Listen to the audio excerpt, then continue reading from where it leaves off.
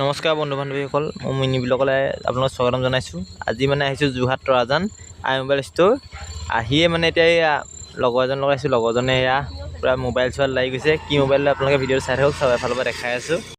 আজি মানে ভাওনা বুলি একদম দাড়ি চাৰি কাটি আহিছোঁ, আৰু তাতে গায়মোৱা লাগিছে, হয় নাই বাৰু? এইফালে ছোৱালীকেইজনী চাই আছে, আৰু আপোনালোকে জনাব কেনেকুৱা লাগিছে গায়মোৱা নিচিনা। এইফালে মালিকে পূৰা মোবাইলত লাগি আছে, বেলেগ ধান্দা নাই, মালিকে পূৰা মোবাইল চোৱাত। এইফালে এজন দাদা আছে, বৰ্তমান মোবাইল পচন্দ হৈ গ'ল।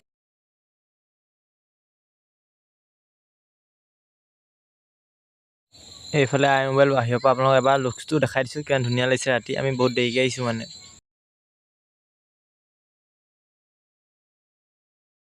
এতিয়া মানে মোবাইল চোবাইল লৈ হৈ গ'ল, মোবাইল লোৱাৰ পিছত এতিয়া অলপ বহি লৈছোঁ।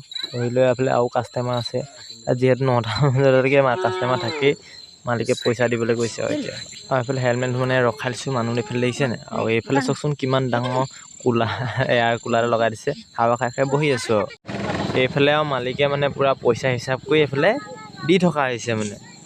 এইবাৰ মানে এইফালে দোকান চোকান এইফালে বন্ধ কৰিছে, আৰু লাহে লাহে এইফালে বস্তু মোবাইল মানে চব ভৰাব লাগিছে আৰু বেগত। এতিয়া আমিও মোবাইল চোবাইল লৈ ওলাইছোঁ, আৰু ধুনীয়াকৈ মোবাইল লৈ হৈ গ'ল, যিহেতু ইয়াত থাকি নাই লাভ নাই ন ইমান। এতিয়াও মানে আৰু ধুনীয়াকৈ গাড়ীত আৰু হেৰি কৰি লৈছোঁ, আৰু বহি মেলি লওঁ আৰু ধুনীয়াকৈ। সেইফালে হেলমেট বহুত দূৰ আহিবলৈ আছে, যিহেতু তাতে ঘৰত চব্জি নাই, চব্জি কেইটামান লৈ আৰু এতিয়া বাই বাই, আৰু এই ভিডিঅ'টো সামৰণি।